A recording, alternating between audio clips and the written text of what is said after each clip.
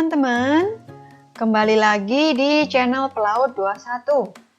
Di video kali ini saya akan membahas dan menunjukkan sama teman-teman untuk sertifikat ahli nautika tingkat 1 atau ANT 1. Bagaimana bentuknya atau tampilannya dari sertifikat ANT 1 ini, kemudian bagaimana bentuknya endorsement-nya, nanti akan kita lihat di slide berikut ini.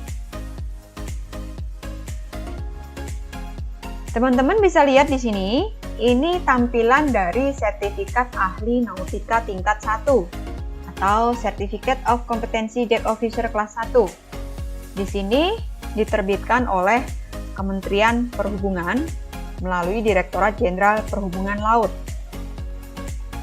Sertifikat ini diterbitkan sudah menurut atau sesuai dengan ketentuan konvensi internasional tentang standar pelatihan, sertifikasi, dan tugas jaga bagi pelaut. Ini sesuai dengan STCW 1978 beserta dengan amandemennya.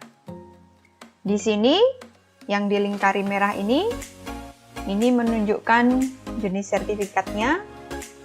Di sini bisa dilihat di sini sertifikat ahli nautika tingkat 1 atau Certificate of Competency Deck Officer kelas 1. Kemudian yang di pojok kanan atas itu, yang di blok itu, di situ ada sertifikat nomor. Di situ biasanya ada 10 digit pertama itu menunjukkan kode pelautnya, seafarer code-nya. Kemudian setelah 10 digit kode pelaut, ada di situ huruf N kalau untuk sertifikat nautika. Kalau untuk ahli teknika, hurufnya T.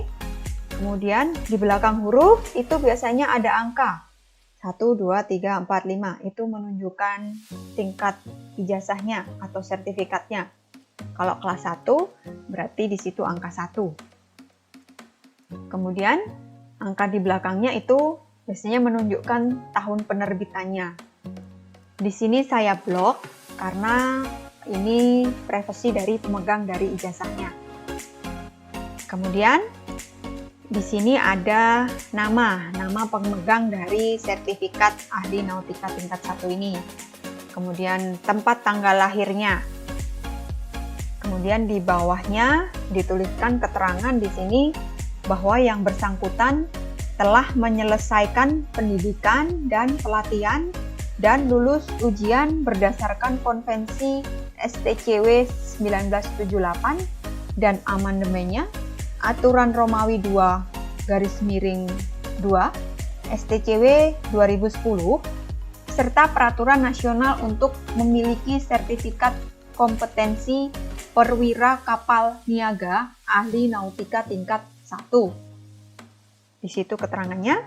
Kemudian redaksi di bawahnya di sini ada tanggal penerbitan dari sertifikatnya. Kemudian ada tanda tangan pemilik. Kemudian ada foto di sini. Kemudian ada tanda tangan pejabat yang berwenang. Nah, itu tadi tampilan atau bentuk dari sertifikat ahli nautika tingkat 1 beserta dengan redaksinya dan keterangannya. Next.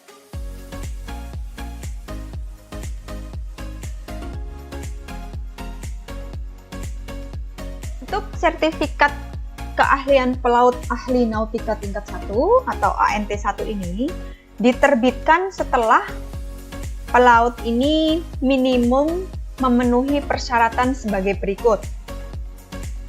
Yang pertama, itu harus memiliki sertifikat keahlian ahli nautika tingkat 2 atau ANT 2.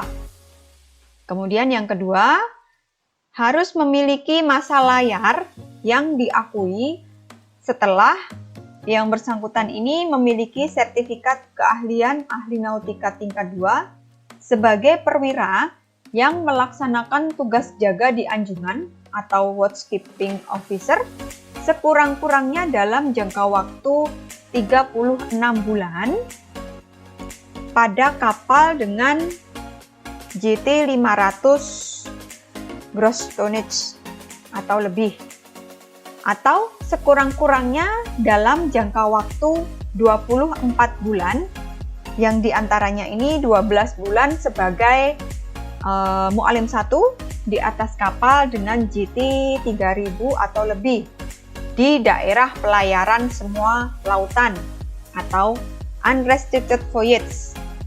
Di video sebelumnya saya sudah menjelaskan tentang daerah pelayaran ini ya. Ada unrestricted voyage, ada restricted voyage, dan lain-lainnya. Kemudian yang ketiga, sudah menyelesaikan diklat ANT1 yang merupakan pendalaman sebagian kompetensi berdasarkan seksi A strip Romawi 2 garis miring 2 kode STCW dan kompetensi tambahan yang ditetapkan oleh Direktur Jenderal serta lulus ujian keahlian pelaut ANT1. Jadi itu ya teman-teman, minimum persyaratan untuk bisa memiliki sertifikat ahli nautika tingkat 1. Kemudian untuk persyaratan-persyaratan administratif lainnya itu tergantung dari balai diklat masing-masing, biasanya menyesuaikan sesuai dengan permintaannya. Next. Di sini kita bisa lihat untuk tampilan dari endorsement sertifikat ahli nautika tingkat 1 atau ANT1. Jadi untuk tampilan dari sertifikat endorsement ANT1 ini seperti ini ya teman-teman, bisa lihat di sini yang paling atas redaksinya pengukuhan keabsahan penerbitan sertifikat menurut ketentuan konvensi internasional tentang standar pelatihan sertifikasi dan tugas jaga bagi pelaut berdasarkan STCW 1978 beserta amandemennya. Di sini ada keterangan sertifikat keahlian, nomornya berapa disebutkan di sini. Kemudian yang diterbitkan kepada siapa nanti disebutkan namanya di sini. Kemudian tempat dan tanggal lahirnya. Kemudian keterangan di bawahnya ini telah memenuhi persyaratan sesuai dengan ketentuan peraturan Romawi 2 garis miring 2.1 STCW 2010 dari konvensi tersebut di atas beserta amandemennya dan telah memenuhinya kompetensi untuk melaksanakan fungsi, tingkatan, uraian, dan batasan sebagai berikut. Jadi di kolom ini teman-teman bisa lihat untuk pembatasan dari fungsi jabatannya. Di sini kalau untuk fungsi navigasi, cargo handling, controlling, ini levelnya level manajemen kalau untuk pemegang endorsement ANT1. Kemudian fungsi radio communication ini levelnya level operasional. Pemegang sah sertifikat ini dapat berdinas dalam jabatan atau jabatan-jabatan berikut ini. Jadi kewenangan jabatannya kalau untuk pemegang ijazah ANT1 jika menjabat sebagai master atau nahkoda ini limitasi atau pembatasannya itu unlimited, atau kewenangan jabatannya kalau untuk pemegang ijazah ANT1 ini bisa menjabat sebagai nahkoda di kapal dengan semua ukuran pada daerah pelayaran semua lautan. Tidak dibatasi di sini. Dia bisa menjabat di kapal ukuran berapapun boleh, daerah pelayaran manapun boleh kalau dia mempunyai ijazah ANT1. Kemudian sertifikat pengukuhan ini berlaku 5 tahun.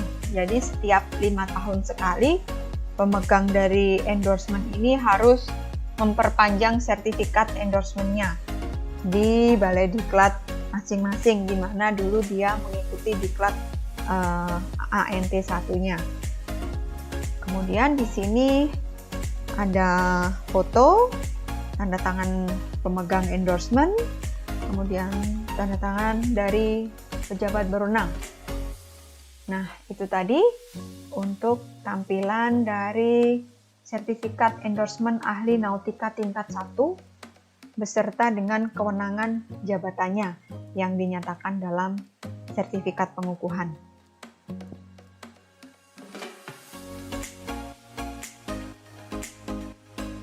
Nah, itu tadi pembahasan mengenai sertifikat ahli nautika tingkat 1 dan kewenangan jabatan dalam sertifikat pengukuhan atau endorsement ANT 1.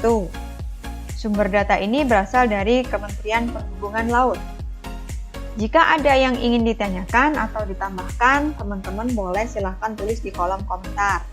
Oke, sampai ketemu di video-video selanjutnya.